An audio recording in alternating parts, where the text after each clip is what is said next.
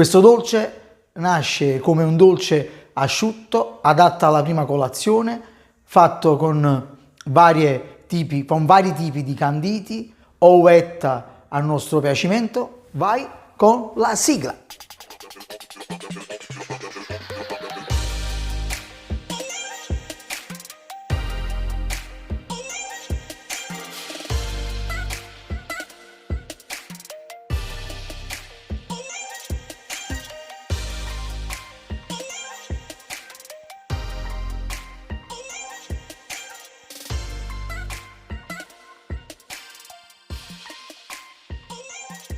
Salve a tutti amici, benvenuti nel mio angolo di pasticceria.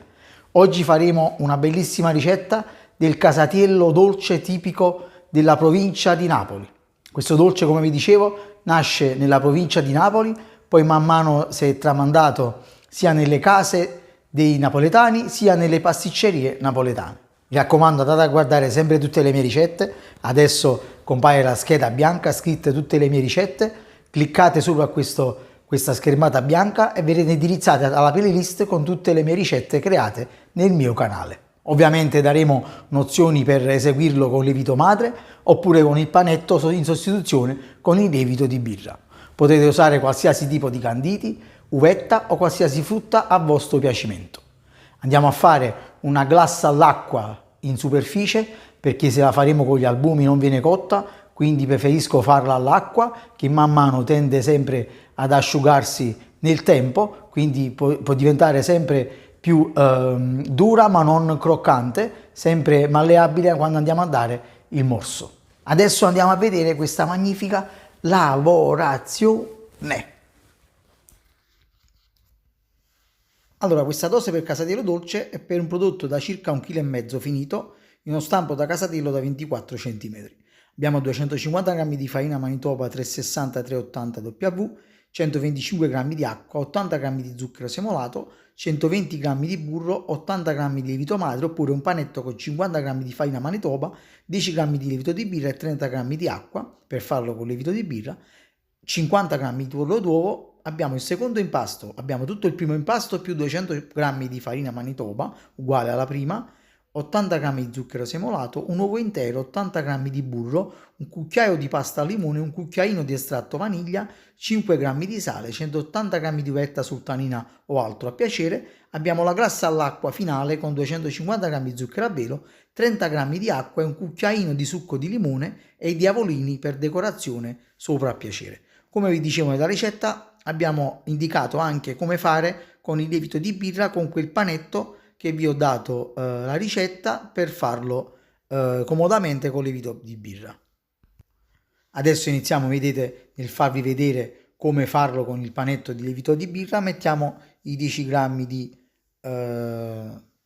lievito di birra nell'acqua, inseriamo il lievito di birra e l'acqua tutto sciolto nella farina e facciamo un panetto facilissimo, benissimamente a mano, senza usare la planetaria perché in questo caso era molto piccolo l'impasto, faceva fatica di impastare, l'ho fatto a mano. Ecco, vado a lavorare giusto un poco il panetto e lo vado a mettere in un recipiente di vetro e lo facciamo triplicare di volume, sempre in un ambiente a 26-28 gradi, potete mettere anche in un forno spento a 30 gradi, poi spegnete il forno come sempre.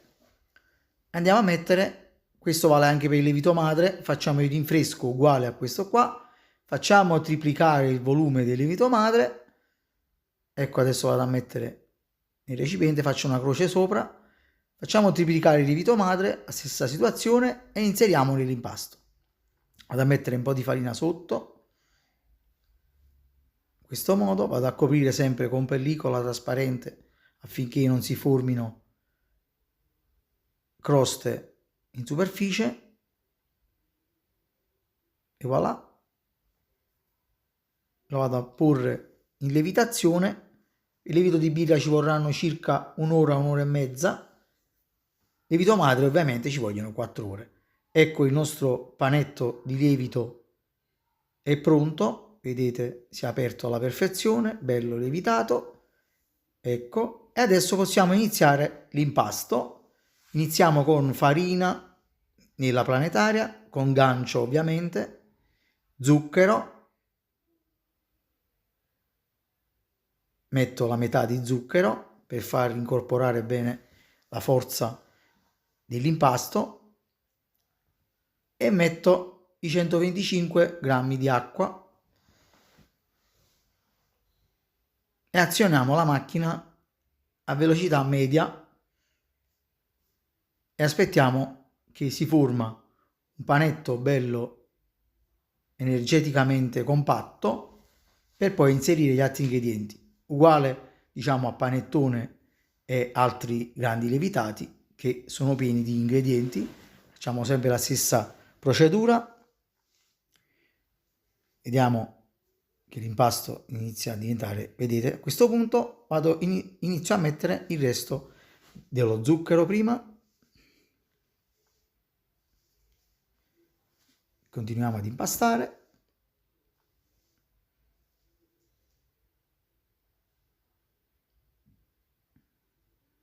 Ecco, a panetto che ha assorbito io metto lievito madre, vedete, in questo caso voi potete mettere anche quel panetto di lievito di birra che vi ho indicato prima. A questo punto inseriamo il panetto, quello che sia, o lievito di birra o lievito madre, uguale.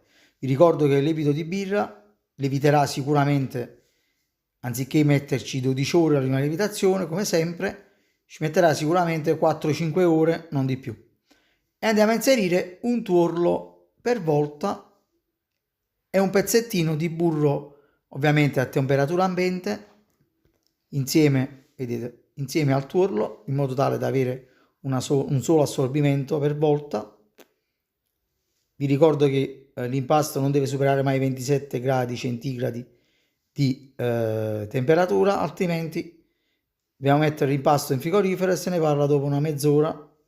Ecco, l'impasto, vedete, ha iniziato a staccarsi dalle pareti e continuiamo con il restante tuorli e il restante burro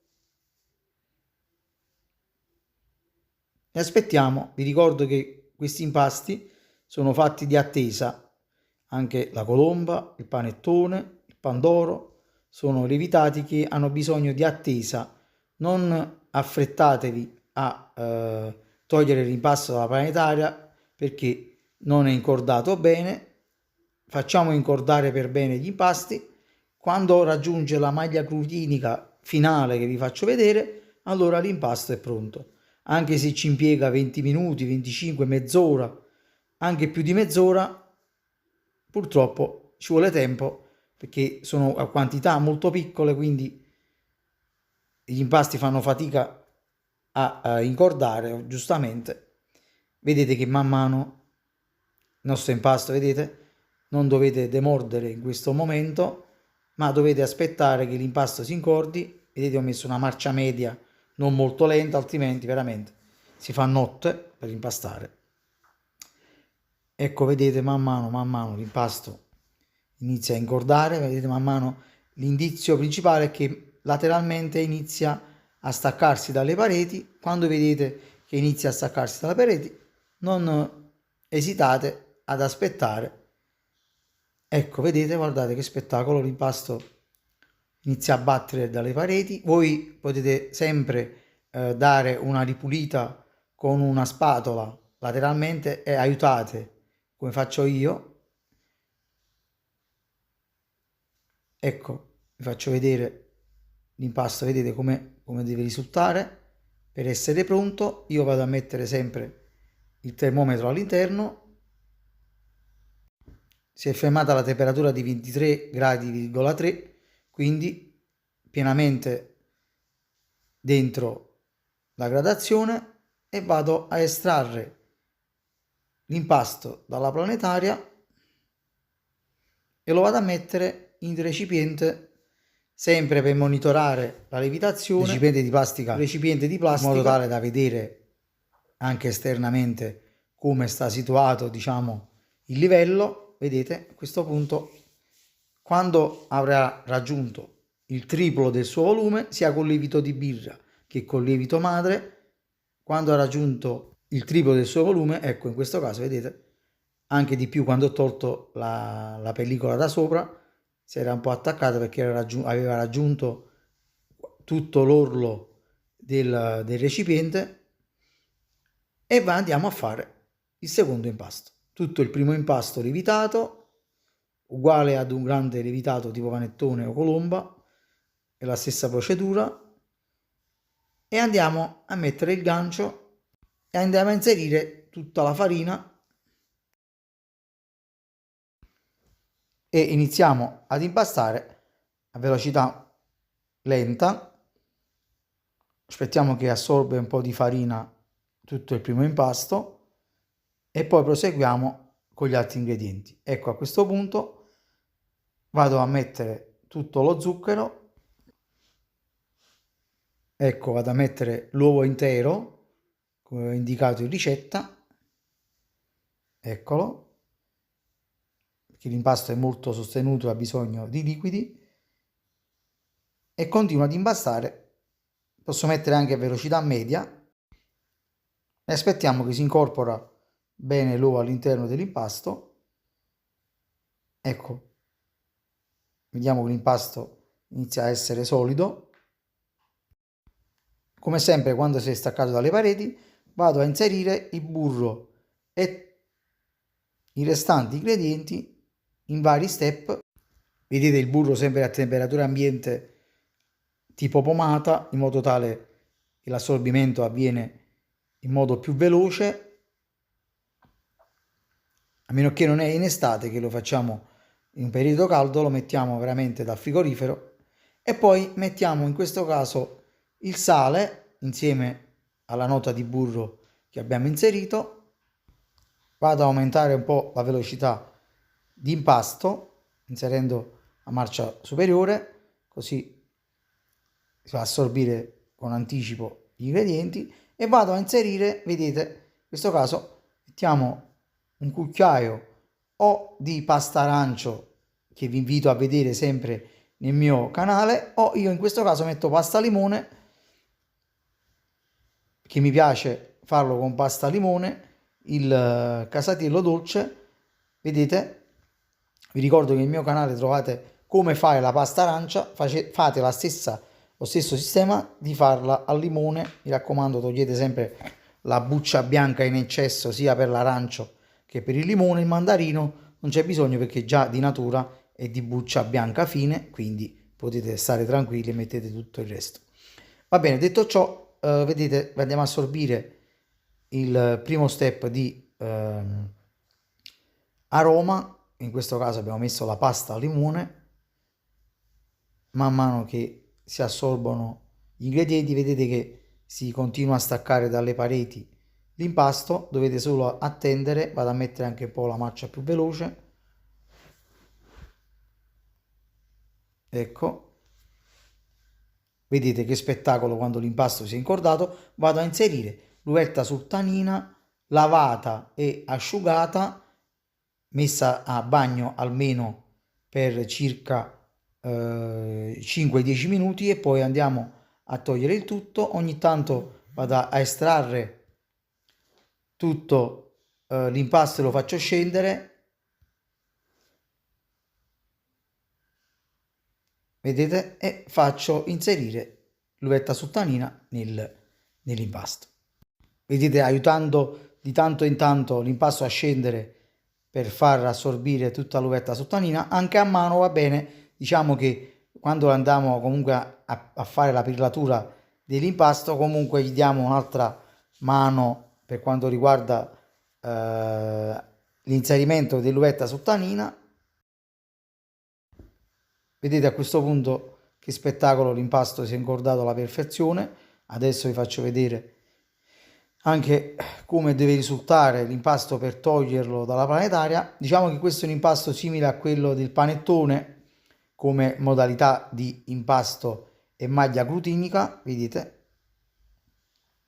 come è ben elastico l'impasto, e lo andiamo a mettere su un piano da lavoro. In questo caso io uso un piano di legno.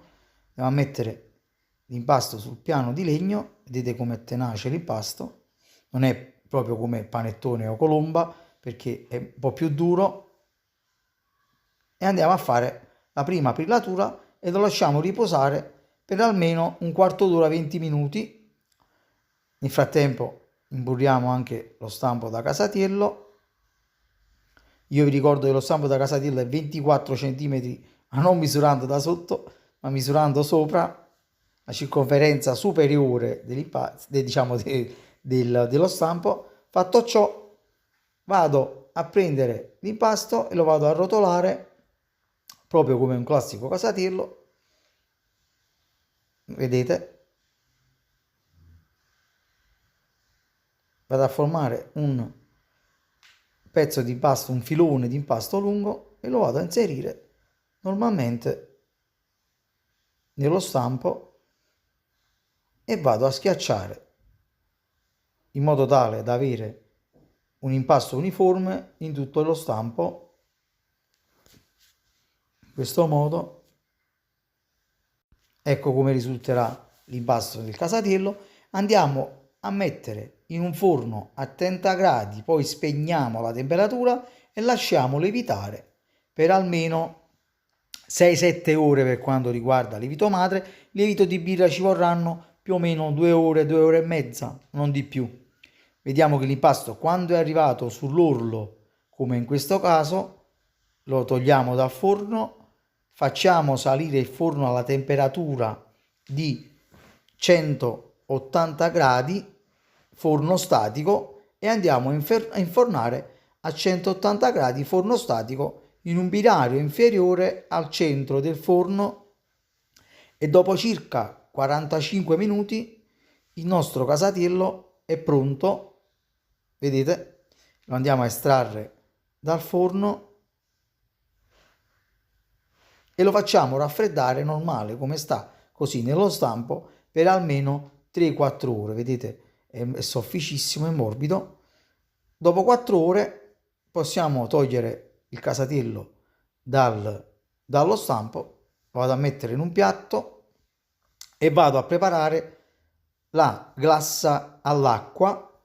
Vedete, vado a inserire nei 250 grammi di zucchero a velo, vado a inserire il cucchiaio di succo di limone e vado a girare continuamente. Ecco, in questo caso vado a mettere i 30 grammi di acqua, non di più, e vado a formare questa glassa all'acqua. Diciamo che la morbidezza è molto indicativa, come a gusto e piacimento. Vedete? Ecco come risulterà. Quando avete raggiunto questa morbidezza, può capitare che con i 30 grammi vi risulterà un po' più asciutto, e voi mettete tanto poco di acqua, ma una piccolezza, e dovrà risultare bello spalmabile. Sicuramente strada facendo nel percorso della lavorazione tenderà ad asciugarsi questo composto, perché è l'acido citrico anche del limone che vi fa, diciamo, restringere il prodotto.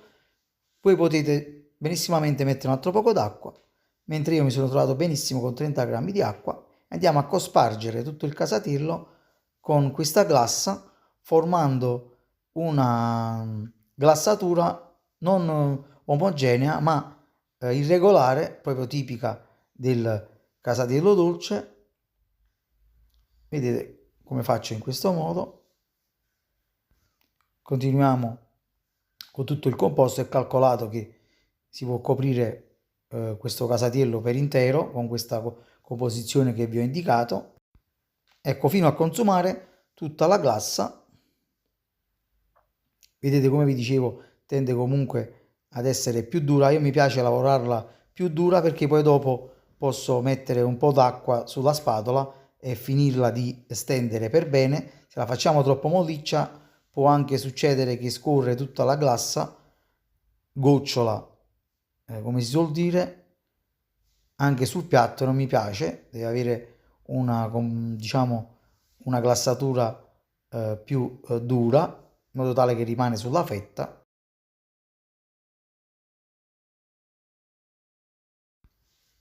Ecco, adesso vado a mettere un po' d'acqua sulla spatola e vado a livellare e a farla più liscia, in questo modo.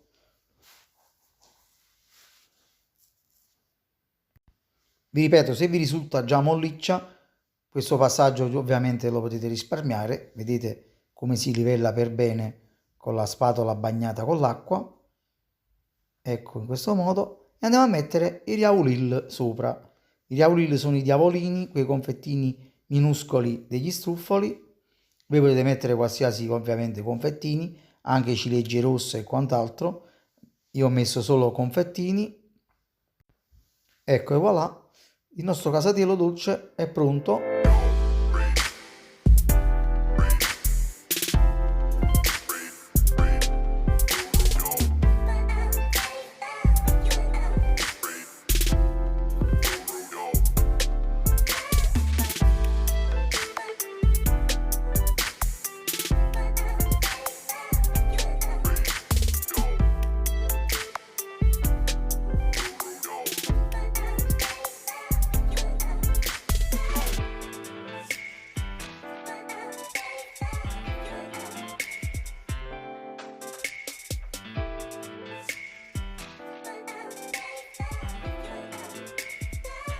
E io vado a dare il morso dove sta la glassa, che se no a finire che mi faccio troppo magro e non... questo è il motivo.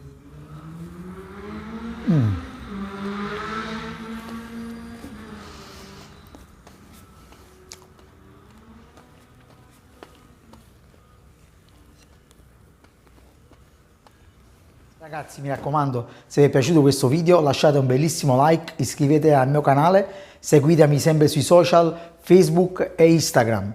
Guardate sempre le schede bianche in alto e commentate il mio video qui sotto che vi risponderò come sempre a tutti. Ragazzi, un bacio, alla prossima ricetta!